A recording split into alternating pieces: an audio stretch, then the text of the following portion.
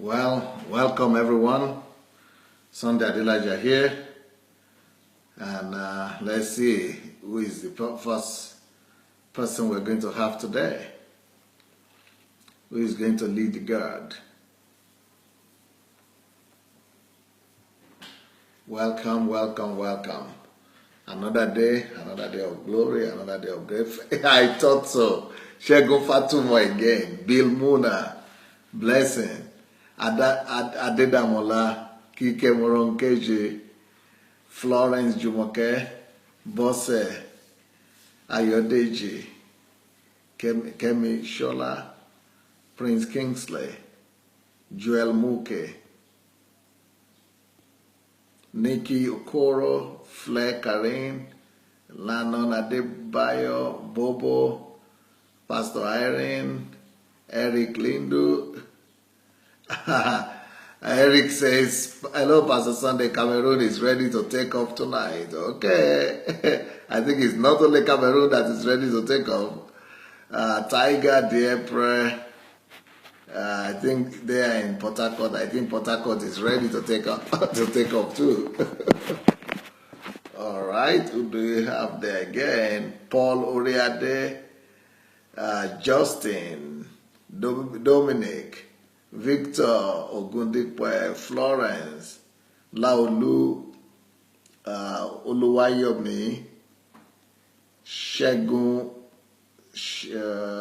Eric, Nira, Kolawole, Pastor Sufficient, Amer, Charles Smith, Charles Ushe, Esther Kuganja. Oh, Esther is watching from Israel, actually. Wow. Kina Spearman, Jamin Trotter, Amir, Kazim Ahmed, Gracious, Bagan Olukemi from Luton, Bukola Shegun Fatuma. Oh, all right. That's probably Shegun Fatuma's wife. Okay, good evening. I'm seeing you for the first time. Well, nice to see all of you. Welcome tonight. And if you don't mind, please let's go and share the link. Please go share the link if you don't mind. Let's go share the link and invite our friends and let them know that they could come and join us. Obi Ojimadu is here. Elizabeth Donham is here. Yes, please let's go share the link and invite everybody to come down and join us. I'm sorry for yesterday. Yeah, was that yesterday night? Yes, yesterday night I couldn't come out on time because we had a total internet breakdown.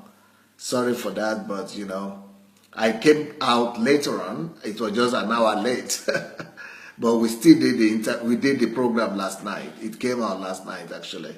So if you didn't see it, you can go back to look for it.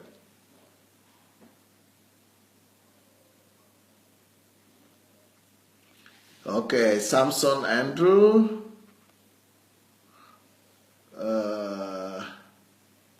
Matthew Malandela, Noah Samuel Shukuneke, Kwame Asante. Well, the topic of tonight is developing the right attitude, what do we call it again? Develop right attitude toward money. Develop right attitude towards money. We all need to develop the right attitude to money. Right attitude towards money. We need to develop the right attitude towards money. Have wisdom. So I gave you 6 points or a few points of wisdom in the morning that I think we all need to develop. The wisdom for money and wisdom in dealing with money. And for those of you who are not there, I think you want to listen to so many points that I don't want to repeat. I would not like to repeat them. I mentioned those points in the morning, and you might want to go back to the morning session to listen to the wisdom on money. So the right attitude to money, what are the attitude of wisdom that we could all develop in ourselves towards money? All right, Victor Arua from Washington. Nice to welcome you. Samson Andrew, Kelvin, welcome everyone. Well, So developing the right attitude towards money. What are the wisdom tips on how to best deal with money? Number one, if you really want to live a life that is not, going to be stressful when it comes to money, there are some things that you need to bear in mind. And I gave you a few points like that in the morning. This evening, I want to continue. One of the things that you want to consider to avoid incessant problems and challenges in the area of money is that you want to consider that you are not living alone. You are not an island. Since you are not an island all by yourself and all to yourself, one of the things you want to really do is that anytime you are taking decisions in regards to money, anytime you are taking any decision in regards to money, any financial decision, you must always consult with your spouse. Always consult with your spouse or with your, with your family members that are adults when you are taking any financial decision. It is not wise to always take single-handedly decisions regarding money without letting those people who live with you to be aware of the decisions you are taking, especially when that decision is going to cost the family or is going to inconvenience your family members one way or the other. You don't want to take a one-sided decision in such a way that your family members will suffer or the consequences if anything happens. So you want to put responsibility on yourself, yes, but you also want to inform your family members to let them know what you are doing, and if necessary, you want to listen to their wisdom and their advice, especially when you are a man. So a lot of men like to do that. A lot of men like to take decisions without consulting their spouse and their wives, because we think that in case the lady will not allow you to take the decision, or in case the lady will discourage you. But one thing with the ladies is that women have intuition. Women have intuition, and sometimes their intuition could actually be helpful. Their intuition could actually be helpful sometimes. So be careful to make sure that even if you are not going to do what you think that your spouse or your husband or your wife is going to advise you, but still take your time to listen to them. You can listen to what they have to say and then take your decision. But always consider your spouse when it comes to financial matters. When it comes to financial matters, before you take any financial decisions, take advice or consult with your spouse.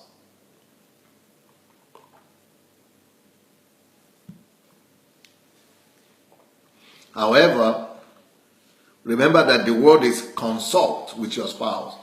It doesn't say go and take order from your spouse. So it's a matter of consultation. It's a matter of consultation. You need to take consultation. You need to take advice and seek advice from her. But that doesn't mean that you have to give her the responsibility and share the responsibility from yourself.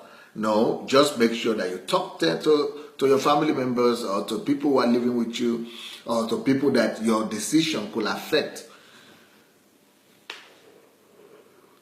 one way or the other. If your decision is going to affect somebody or could affect someone, you want to let them know about your decisions. So when it comes to money, wisdom tip number one that I want to give to you today is never make unilateral decisions at home. Never make unilateral financial decisions at home without consulting with your spouse when we are talking about money. Your spouse will be grateful that you consult with her. Yes, sometimes men are also afraid of the emotions of the ladies. Men always think that ladies are emotional and, she might not understand. Women are always afraid of risk, and you might be thinking, she might not understand the risk. She might be thinking that this is risky or we shouldn't do it. She might want to discourage you and things like that. But no matter what, especially when we are talking about big money, or when you are talking about investment, or when you are talking about money that your family member will feel when they leave when the money leaves your family. It's another thing if you are talking about your pocket money or whatever money that will not affect the whole budget of the family. That might be different. But when we are talking about major money or major expenses, you want to talk to your family about that. You want to consult with them. You want to seek their wisdom, and at least you want to let them know of what you are doing.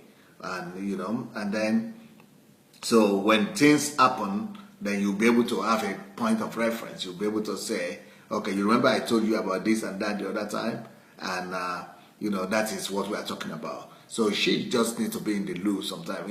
She just needs to be aware of what's happening. She just needs to be, in the loop and know that yes, she knows that there was a situation like that, there was an investment like that or expenses like that. But it will be very embarrassing when something comes up and then your wife doesn't even know that you are involved or engaged in those kind of expenses, or that you had money leaving the house or your pocket. And so so for you just to avoid any kind of headache and all kinds of strifes and conflict, you want to tell your family members, not all of them, but I'm talking about husband and wife right now. If you want to talk about, you want to talk to your spouse about your financial decisions, and especially serious financial decisions that could cost you something or that could have consequences upon your family. Next point. Once a decision is taken, this is the next wisdom tip that I want to give you today. Once a decision is taken concerning money, and you have informed your people about it, or if you have taken a financial decision in the family or in your life, the next thing you must expect is that you should take responsibility. You should be willing to take responsibility for that decision. So sometimes we take decisions and then we begin to blame other people for the decisions that we take. We begin to point accusing fingers and say somebody put me into that situation, someone asked me to do that, or someone is to blame. That does not show any act of responsibility at all. So a responsible person will take decisions and take responsibility for his decisions.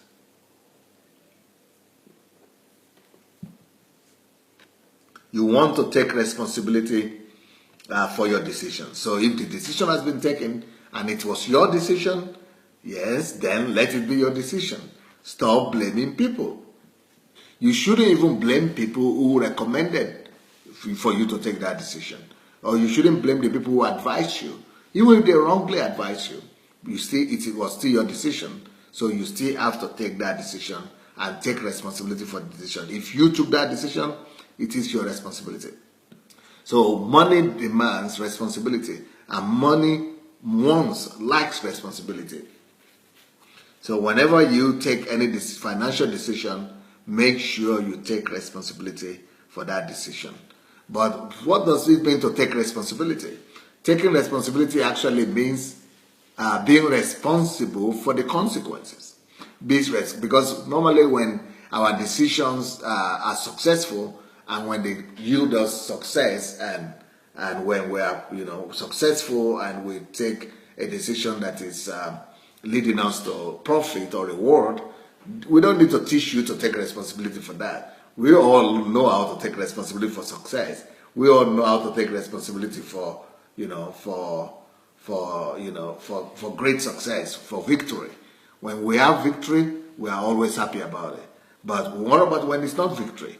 What about when it's defeat? What about when you run into trouble after you've taken your decision?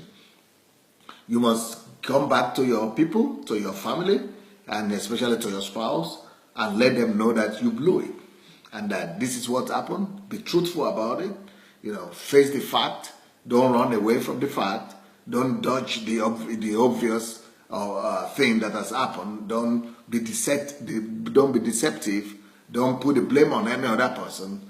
Just humble yourself and take responsibility for whatever has happened, especially when it has bad consequences. And you might feel embarrassed initially, or in the beginning you might feel ashamed, but it's still better to take responsibility for your decisions, and especially for your financial decisions, than to let that responsibility lie on other person.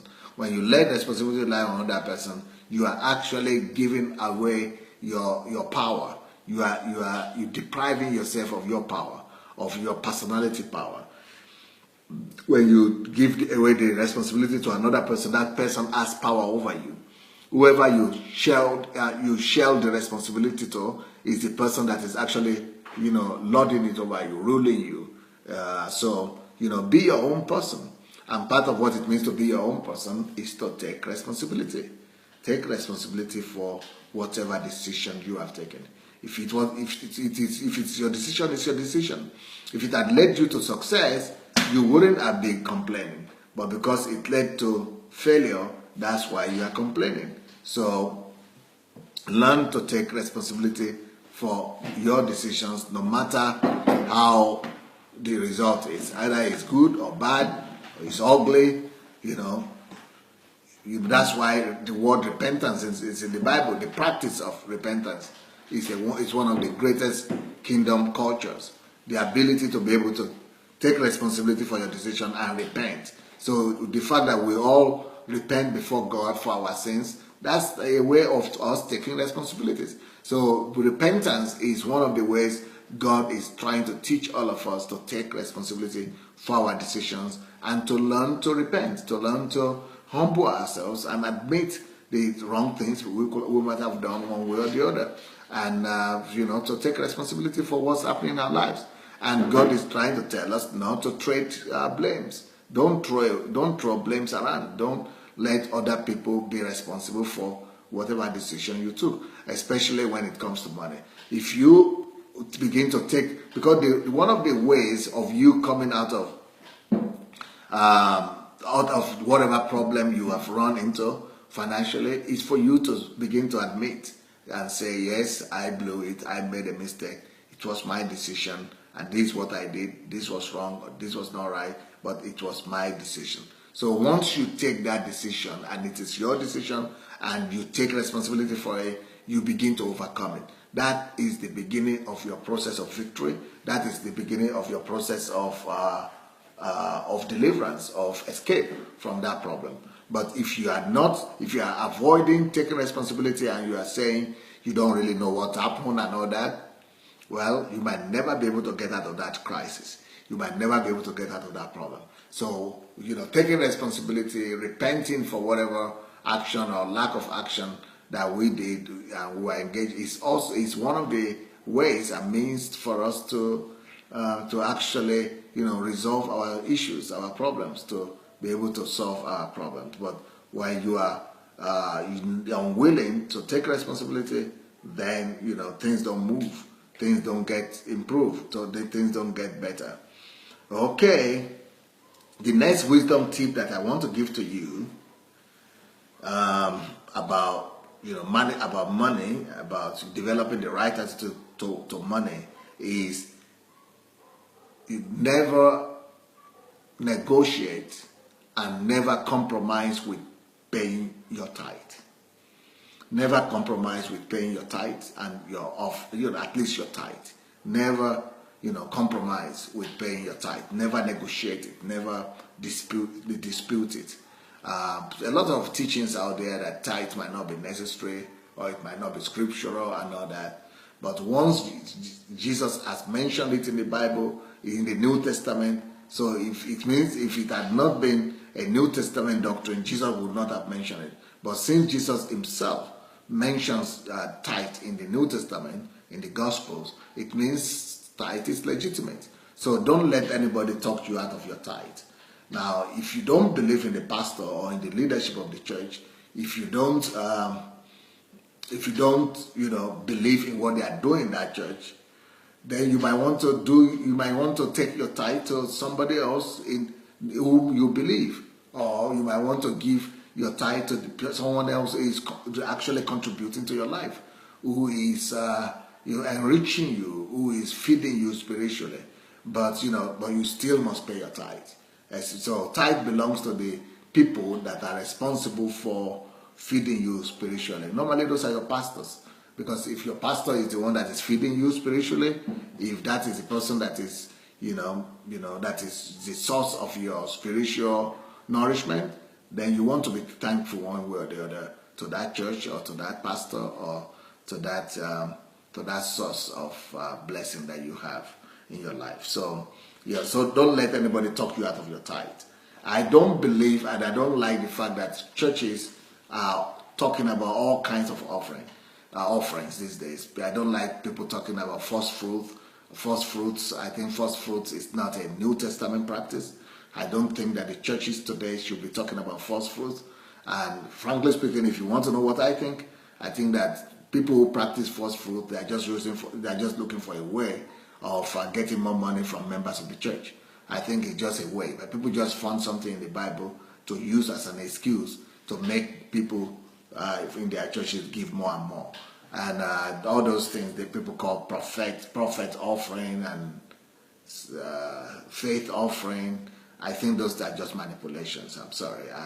I feel that the only responsibility that a believer has before the church is to pay his tithe, maybe pay some offerings as well. And if you feel that God is specifically speaking to you in regards to some special offerings or special events or special projects that you are doing, then let God speak to you specifically. But if you are foolish enough to be responding to every appeal church people give and pastors give, if you are driven by emotions and if you are driven by sentiments and you are believing everything that people who come to the church say, speakers and preachers who go to the pulpit say, then you are just going to be a victim. They are going to milk you. You are going to be milked, and you are going to be, they are just going to, treat you like a sheep, and they are going to, remove all your fall from you. They are just going to, they are going to dry, suck you dry. And there are a lot of manipulations going on in churches now, and that's not even the only problem with giving all your money to the church. Another problem with that is that most of those churches will never teach you how to make money.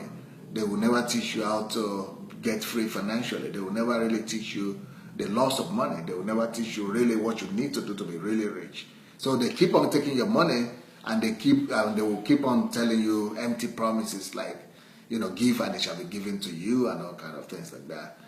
Whereas they are not teaching you the skills on how to get it, on how it will be given to you.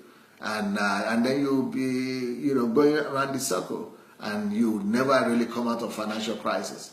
So those are all manipulations going on in the church. So I believe that you have to pay your tithe and offering, nothing more, unless God specifically tells you and directs you to give some more money. Then that's different. But otherwise, all kind of gimmicks and people are using today to manipulate and get money out of the church members is horrible. It's just horrible. It's just totally embarrassing. But your tithe and offering, you are supposed to pay. That is one of the ways you prove to God that money does not own you, that you own money, but money does not own you. Through tithe and offering, you are also telling God that you are faithful to Him. You are faithful to Him, and you are grateful to Him for the strength He gives you to make money, for the power He gives you to make money, and for the knowledge He has given you, for the wisdom He gave to you, and for the talent He has put in you, for all the resources that you have that has now enabled you to make that money. So you are actually paying homage to God and giving God the preeminence in your life through your tithe. So, tithe is a good thing. It's a good thing. The ability to release and the ability to let go is good for you, and it will enrich your relationship with the Lord. And it also shows that you are trusting in God. Whenever you pay your tithe, you are releasing it, trusting that God will provide you with His blessings and maybe His protection, maybe His favor, maybe His wisdom, His ideas, and and that He will rebuke the devourer for your sake, and He will prevent curses from coming upon your life. So, you want to do what you need to do, but you also don't want people to take advantage of you. Kike is saying something, and I always like to read what Kike says, because she's a smart girl. She's a very smart girl. She was in my class. She was in my HMT school, History Maker School, and she did very well as a student. And she's proving her smartness, her wit here on this show as well. So Kike is saying some churches can't take the offering themselves, so they invite special guests or ministers that are able to manipulate the congregation into giving. Yeah, actually there are pastors and ministers who specialize in that. Some people are just known for specializing in squeezing the hands and the pockets of church members to give, and to give what what they will later divide with the church. So these people, they go to behind the curtain or behind the scene, and they get some percentage from how much they gather. So some people even get to up to 50% of how much money they raise in that particular church. So all those guest speakers of taking offerings and all those things, they are just all kind of manipulations going on. I'm sorry. Bobo says, this must be the hardest pill to swallow, Pastor, given what we have been taught. Once again, thank you. This is empowering. Okay. I don't know what is... Okay, Bobo, what do you mean is the hardest pill to swallow? What in particular is hard? To give your tithe or what? What is it that is a hard one to swallow? I don't understand. Will you explain further? I would like to hear what Bobo means by that. Okay, while she's writing. Yeah, we need to give our tithe no matter what. We need to give our tithe, but we shouldn't be open to manipulation. You know what you are supposed to give. You know what, your duties are. And that's it. Don't do more than that. And think of your future. Think of your children. Think of your... think of paying yourself. Think of your destiny. Think of your old age. Think of your faithfulness to God. Think of being a good steward. Ernest Ebong says, my immediate younger brother, who just got a new job, who is undergoing training and not even collecting his first salary yet, was planning to give his full salary as first fruit to a church in Nigeria. Wow! Until God moved him to hint me.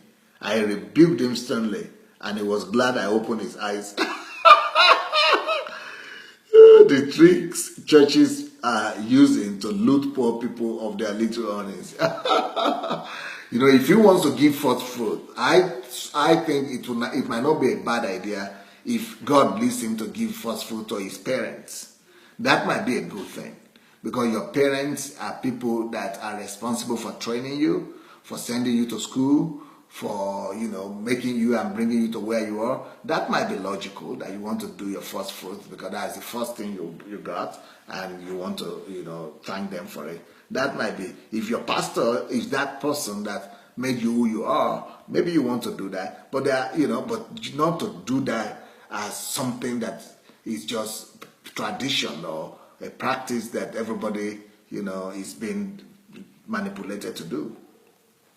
Olaide says, thanks for this teaching. I've always had issues around tithing in church, as I tend to give mine to the less privileged. Is this wrong? No, if you feel that's what your heart is leading you to do, and if you feel that you feel more peace that way, if you feel more harmony that way, it's not bad, because at least you know where the money is going to, and you know that the money is helping somebody. But in my own case, I would prefer that you take your tithe to the church, especially if you have somebody who is responsible for you in that church who is helping you, and then give offering to the less privileged. But if that's what you feel like doing, why not? But Bobo says, no, the fact that other monies requested might not be necessary, but the tithe. Oh, okay. Okay, is that I don't think that should be a hard pill. Bobo was talking about a hard pill to swallow. I think maybe that would be a hard pill to swallow for pastors, that other monies that are being requested and being demanded for in the churches are not really necessary, because only the tithe is necessary. Yes, because many of these pastors, I'm sorry, I'm not here to disgrace or abuse pastors, but many pastors are not just showing stewardship when it comes to money.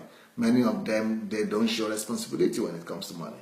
Many of them don't even know how to be a steward when it comes to money. So many of them are abusing the loss of money. And if you are giving your money to those kinds of pastors, you are just wasting your money. I'm sorry, you're just wasting your resources. Florence Yakundi says, I never struggle with giving tithe, but I was taught that in order to prosper financially, I have to give offering, and the bigger the better for prosperity. Now, giving tithe and offering is one of the laws of financial prosperity, but it's not the thing that brings money to your life. It's when you pay your tithe and offering, God blesses you with His health, with His vigor, with His energy, with His ideas. He rebukes the devourer for your sake. He opens heaven for you. He doesn't send money from heaven. He gives you ideas. So yeah, in that way, there is a blessing for sure in giving, but it's not for prosperity. For you to have financial prosperity, you need to produce goods and services. You need to be involved in the process of production, especially production of goods and services. And then you need to have a lot of other skills. And you need to know the loss of money, like we have been talking about this week and the whole of last week. So, the people who get prospered are not people who are givers, but the people who know the loss of money. Even if they are not believers, even if they are non-Christians, if they know the loss of money, yes, that is when you get prospered. Not just because you are giving money to other people. You know what? The truth is, if you are giving money to people, all the kind of offerings that you are giving to churches and pastors, and I know who gets prospered. The person who gets prospered at the end of the day is the pastor or the church, but only not you. I mean, the person who gets prospered is the one to whom the money is going to. It's not the one who from whose pocket the money is leaving. It's not when you who is giving the money. I mean, the money is leaving your pocket. The money is not being multiplied. The money is leaving you. You don't get prospered that way. You get prospered by keeping the money and investing the money and multiplying the money. That's how you get prospered. But the person who is receiving the money every day or every week from you, yes, the person gets prospered too. I understand that. So when the giving is a way to prosperity, yes, for the pastor and for the church, but not for the members. Not for the members. That's just the truth. Adelaja said, I don't take cash to church anymore. That is so wise. I pay my tithe and offering by direct bank transfer to my church.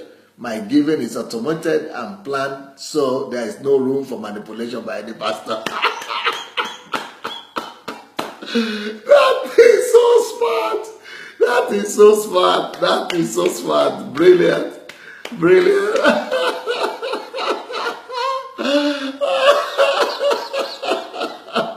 That is a good one. So you wear good clothes and dress in your traditional Nigerian dress and look really prosperous and wealthy, and they are thinking that guy they will be looking at you and targeting you, thinking that guy should come with a lot of bucks. They will not know that the guy is just a big bagida dress, but without any money inside.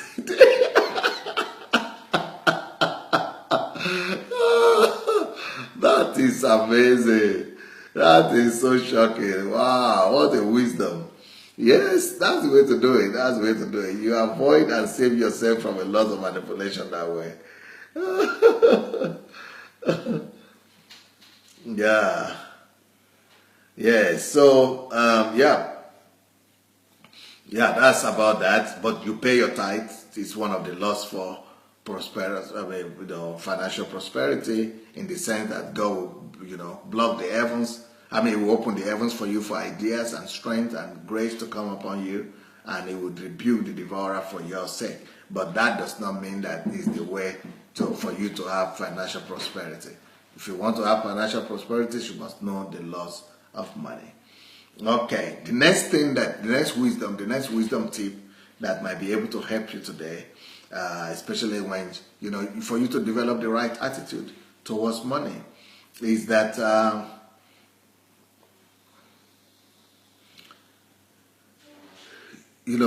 I spent 2 days or 3 days, the past 3-4 days, talking about debt. And that's the next thing I want to say. That's the next wisdom key for you. Get out of debt. Get out of debt. Don't keep debt upon your head. Either it's credit card debt, or it's mortgage debt, or it's trust card debt, or it's debt to individuals, to other people. Get out of debt. Now, there are good debts, like I said. The good debt is when you are taking money and using it to buy assets and not liquidity and not liability. It's a good debt when you already have like 70% of the money that you need. Let's say you need 1,000, you already have 700, and you only took 300 to balance what you have. That is a good debt. Another good debt is when you already have, let's say, 3 times or 5 times the amount that you are borrowing.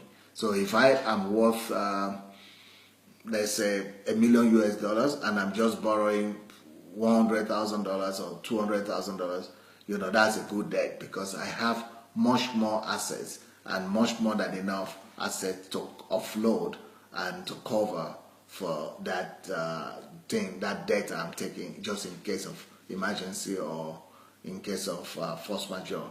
So so there are instances when debt could be permissible, and also maybe when you are using a debt that is of lower percentage to cover and pay for the higher percentage, especially when there are many, and so that to reduce your percentage of paying your loan. That might be another way to do a good debt. But but debt generally, they make you slaves.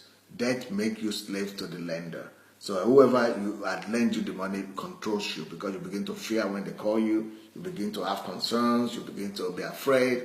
You begin to run away from them. You begin to have conflicts and reputation issues, and begin to debt is something you want to avoid by all means. You don't want to live in debt. And I've spoken about debt in details this week.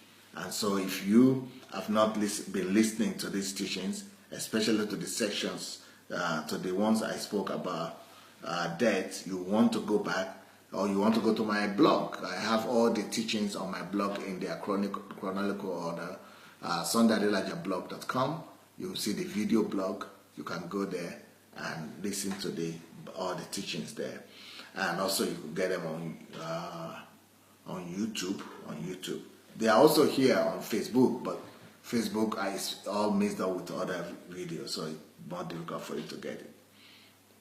So get out of debt by all means, and the strategy to use to get out of debt I also told you people already this week, so I'm not going to be repeating those ones any longer.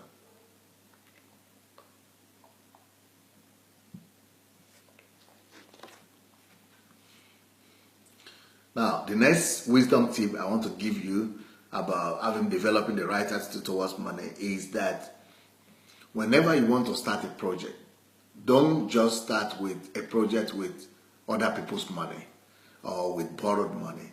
Whenever you want to start a project, it's better for you to start with what you have. Even if what you have is small, at least start doing something with what you have. So always start any project, especially that is money demand, that demands money from you. Start any project with your money, with your resources, with what you have, not what you don't have. When the Bible says that when you have the zeal to give, that it is accepted, your sacrifice and your giving is accepted when you give from what you have, not what you don't have. So when we are talking about money, you don't want to, start the little thing, anything you want to do. You don't want to start it by borrowing other people's money. You want to start by using your own money. Once you have used your money and you have, done something, then you could now begin to talk to other people about that, about helping, about partnering with you. So whenever, be it a vision that you are starting, God is giving you a vision, use your energy. You might not even use money. Most of the things that God has called us to do, we don't really need money. If you have a vision, pursue it with energy. Tell people about it. Bring it to pass as much as you can, and share the vision. You will discover that people buy into visions.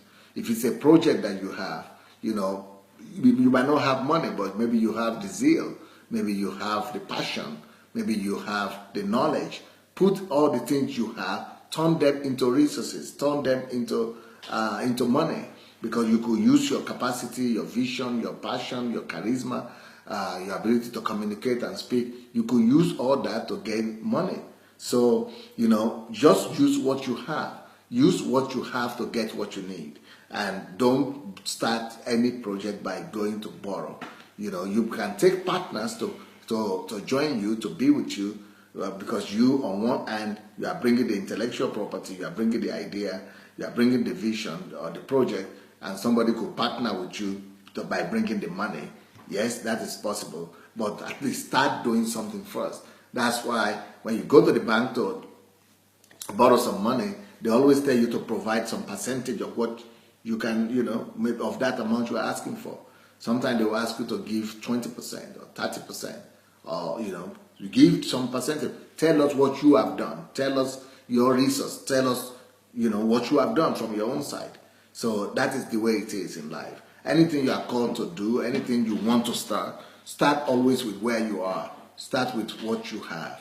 And, every vision is born like that. So, don't ever despise the days of small beginning. Start with what you have.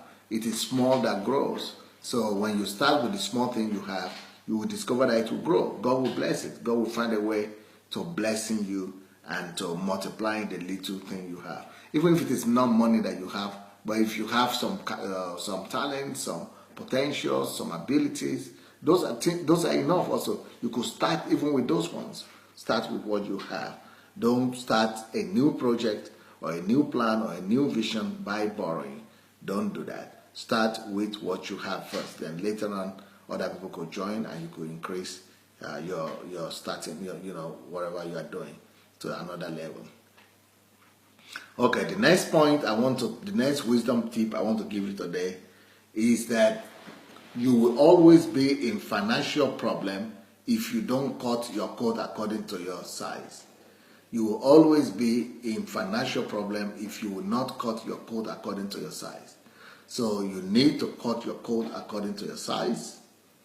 You need to learn to cut your coat according to your size. That don't buy things that you don't need yet.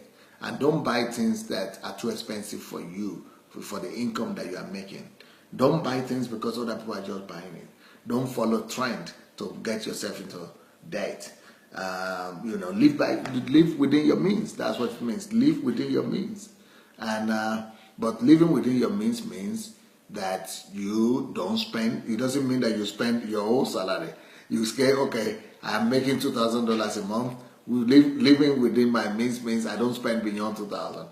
No. Living within your limit means that you you spend much less than that $2,000. It means that you take 30% of that $2,000 to pay yourself, and then you follow all your obligations and pay God as well, and put some money in your vision, in your calling, and then you do the budget for your family. So so that coat we are cutting according to your size means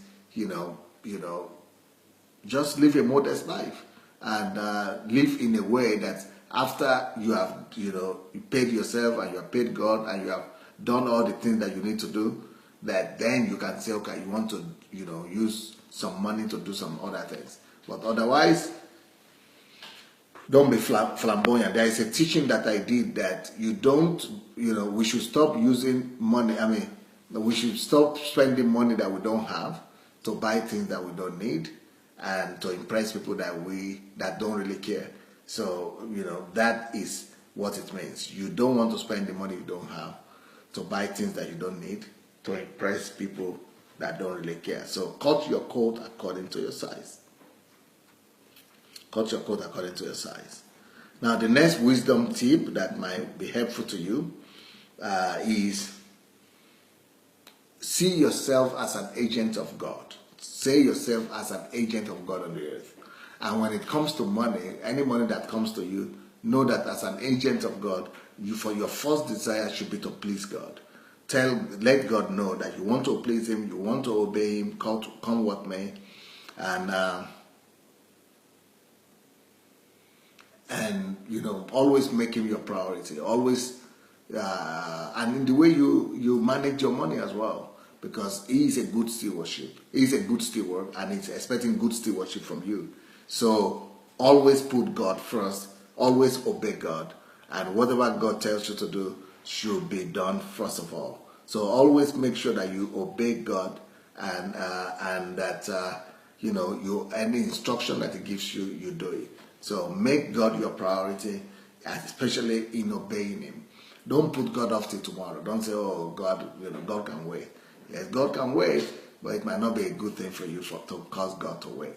You probably want to do what He's asking you to do now, because He knows the way and means by which to multiply you and reward you and compensate even for those things that you were busy doing before. So, be obedient to God. Make God first, and serve God with all your resources. Serve God with your talent. Serve God with your money. Serve God with everything you've got. I'm not seeing your comments anymore. Do we still have comments, or is just my iPad that has decided not to show the comments anymore? I can't see anybody's comment. The last comment I saw was from Kike Moron KJ. I wonder if it is this my machine that is not showing the comments anymore. I'm seeing the stars and the likes, but not the comments, especially from Nikki Okoro. Nikki Okoro keeps on liking, but I can't see anything written. Nothing. I can't see anything written. All right, no problem. Another wisdom tip that we all want to pay attention to that will help us in life is to be generous. Be a generous heart. Now, being a generous heart does not mean to be irreasonable. Being a generous heart does not mean to be wasteful. And being a generous heart does not mean, you are not, it does not mean emotional giving, because money is not emotional. So being generous does not mean you lose your common sense. Being generous means that actually being generous does not always mean that it is money you give out.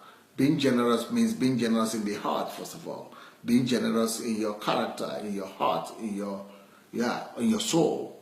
So what that means is that you are considerate to people, and you are finding ways that you could help people by. Sometimes it's through money, but sometimes it's not through money. Sometimes a good word is enough. Sometimes a sharing of your experience is enough. Sometimes it's enough to let people know, how you care for them, your kindness, your smile, your attitude towards people is already, generosity. But when, of course, generosity also includes money. So, you want to, help, especially when you see that help will not cripple the person. That help will not paralyze the person.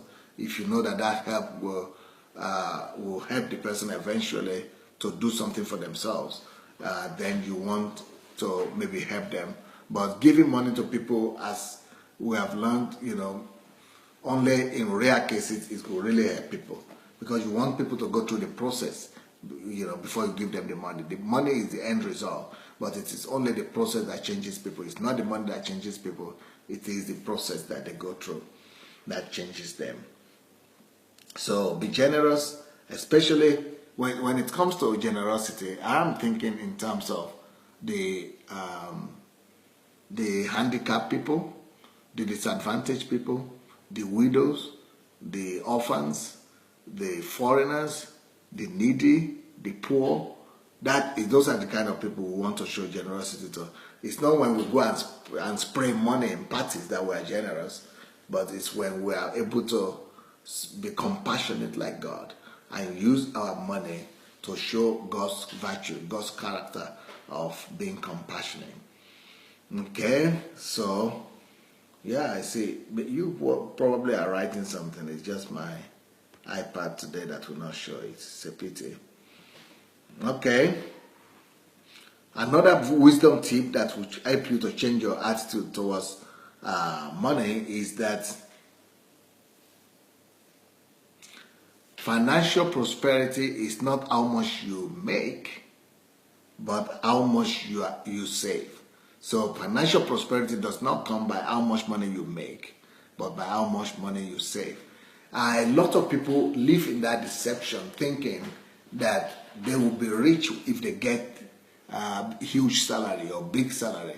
And a lot of people are falling into that deception. They keep on working more and more, selling themselves over to Uncle Sam, being a slave to the system of this world, and enslaving themselves by working harder because they want to make more money. And they are thinking that the more money they make, they work better their lifestyle will be. But experience and life has shown that it doesn't always work that way.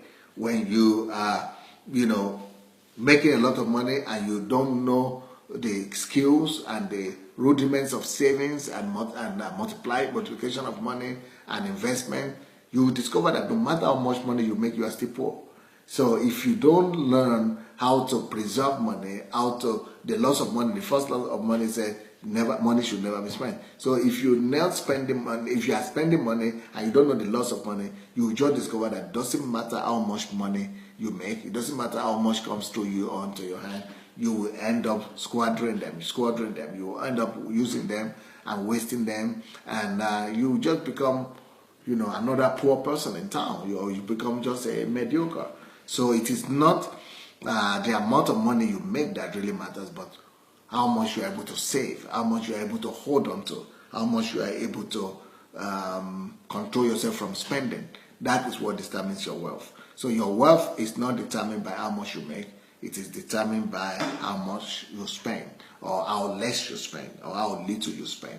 So the more you can save, it will help and enhance your finances. But not just how much you can save, but also how much you can increase, how much you can multiply, how much you want to invest. All right, so your investment will go a long way to determine your wealth, not how much you are making.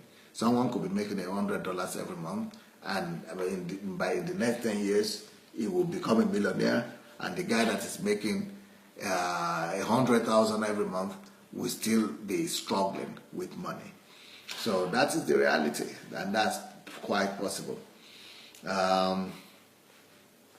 So the key to wealth, one of the most important key to wealth, is to know the first 2 or 3 laws of money, which is money must never be spent. Secondly, money must be retained. And number 3, you should never listen to the dictates of money. You should never listen to the dictates of money. So those things will help you to be rich, but it's not the salary or how much money you have that causes your wealth to come. And it's not how much salary you pay, or you are paid, that causes your wealth to come. It is how much money you are able to save and then multiply or invest that determines your prosperity. Then the last point I will be making today is that don't just keep money in the house. Any money that you keep in the house, you will eventually lose. Any money that you just save, you will lose as well. So you can save just for a purpose. Save for the purpose of multiplication, or save for the purpose of investment. Money must always work for you. You must keep money working for you. So if your money is just being piled up in the room or in your house, it will disappear one way or the other. Somebody will come to borrow them, or a problem will happen with your family members, or emergency will happen in your village or in your town. Something will just go wrong. There is just no way you will have money and something will not go wrong. People who have money, who keep money waiting and not working for them, Something will always demand. You will be aware that you have the money, but somebody else will know that you have the money. They will come with pity songs, and they will come to beg you for that and this until you part with that money, and they will not pay you back. That's just the way life is. So don't keep money, use money. Don't just keep money at home. Use money to multiply money. Use money for investment, and let money always work for you. Let money be busy. Let money be working for you, not keeping money in the house. So that's the part 2 of the message that I gave today. Developing the right attitude. Develop the right attitude to money. Developing the right attitude to money. These are actually wisdom tips in developing the right attitude to money. So I hope you've been helped today. I would like to see your decisions, your comments, your impressions about these teachings. What do you think? Has it blessed any one of you, or it didn't bless you? Or do you think it's helpful or it's not helpful? Write us what you think. Write us what you think. And I think this teaching should be able to help 1 or 2 people out there. But before I go, I want to ask you to go and share the link. If you have not shared the link yet, please go and share the link to this program. Maybe it will help other people. And then, Money Won't Make You Rich is my book that is talking about money. And somebody said, well, you are listening to these teachings, it's very important to be reading this book parallel at the same time. That reading the book at the same time and then listening to Pastor Sunday, that just makes a whole lot of difference. So you can get the book in any Christian store or on Amazon. And then, if you are one of those people who would like to go, I hope all of you saw the video about the mindset of a reformer. It is called The Mindset of a Reformer, about me going to Nigeria, and that I'm gathering 200 people from Ukraine and Russia going with me, and also I'm gathering 2,000 people from all over the world. So if you want to join that end time move, and you want to help us, go with us back to Africa to transform the continent and to change the image of Africa for the better, you want to contribute to doing something significant in your lifetime, you want to be a history maker, and please, you want to get and join us, then you have to go and register. Go to my blog, sundayadelajablog.com, sundayadelajablog.com, and then you could go and register for the Nigerian project there, and register for the newsletter as well. So everything you need will be there, and we'll be getting back to you, giving you more information from time to time. So, well, I can't read what you are writing, unfortunately. And since I cannot read what you are writing, I think it might be about time to end up today's show. Thank you so much for your time. And I'll be back with you tomorrow morning. God bless. Bye.